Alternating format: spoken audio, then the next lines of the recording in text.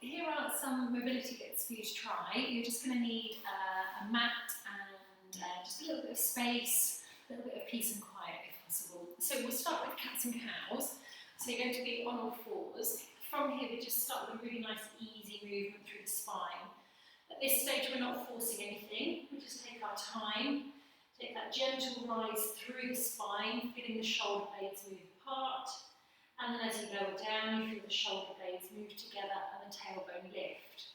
So we create this lift, tucking the chin down, and then as the tailbone goes up, the chin goes up. And again, tucking down, and then lift. And we do this as many times as we need to feel like the spine's got a little bit more mobility. The next one, we're going to think of drawing a circle with our coccyx. So we circle round. So imagine you've got a light pointing out of your tailbone and you're drawing circles on the wall behind you. And we start nice and small, and then gradually it gets bigger and bigger and bigger. So we really circle round. And then once you've done that a few times, do the same thing in the opposite direction. So start small, feel that gentle curve through the lower back, feeling that we're getting a nice bit of mobility through the hips and through the lumbar spine. Okay, once we've done that, we're going to bring one leg up into a hip flexor stretch. This is when it's handy to have either little yoga blocks or a chair or something to lean against. And from here we drift the weight forwards and then rock it back, and then drift forwards and back. So eventually we end up with the hands heading towards the floor. That's why blocks are quite handy if you have them.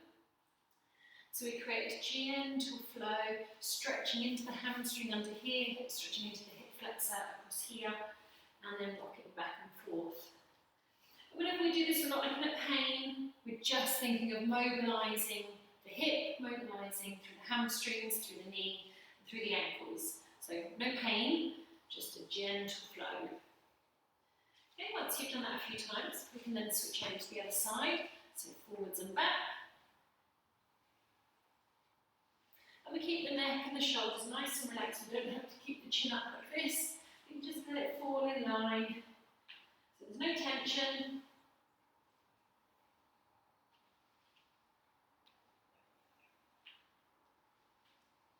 And then once we've done that a few times, we move on.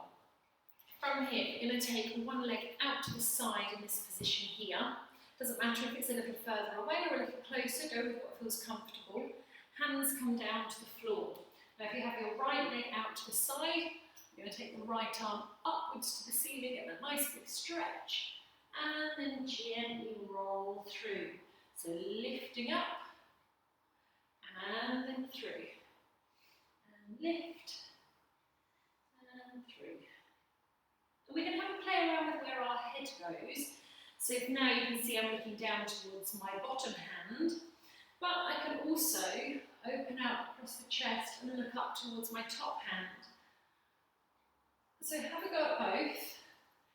Once you've done that a few times, walk the hands forward slightly, and then we rock forwards into the front leg, and then rock backwards, and forwards, and back. So if I show you this from the side, you can see we come forward, and back. Then you can make this again as big or as small as you like. Let's do that all on the other side. So one leg out towards the side, hands down towards the floor. The same arm as a straight leg lifts up and then rotate through.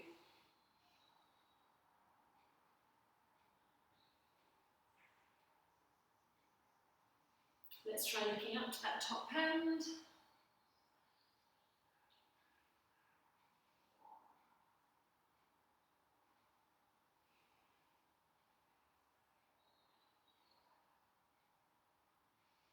And then popping the hand down towards the floor, just shift the hands forwards just a little bit, and then forwards and backwards.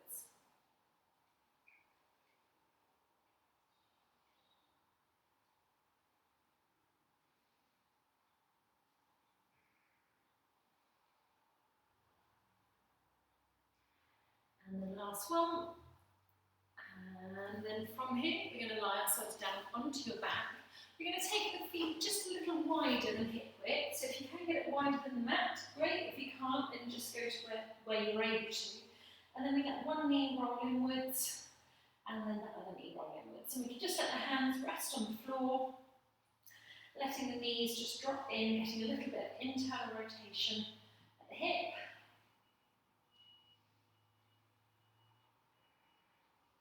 And then when you feel ready to move on from this, we bring the feet a little closer together, bring the knees closer together. You might want to take your hands out to the sides with your palms down, and then keeping the knees together, we create a little rotation through the spine.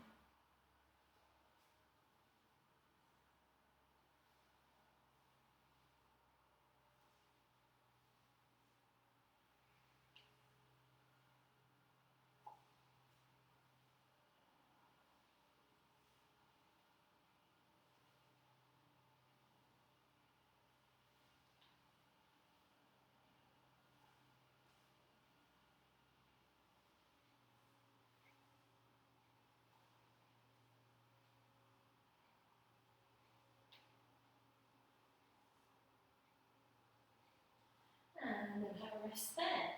Then bring both knees in towards the chest. We bring the tailbone just off the floor, rocking the knees inwards.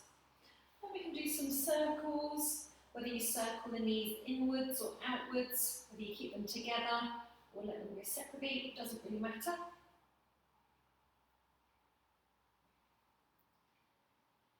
And then gently roll up. Okay, so there's just some mobility drills. We can have a practice with those.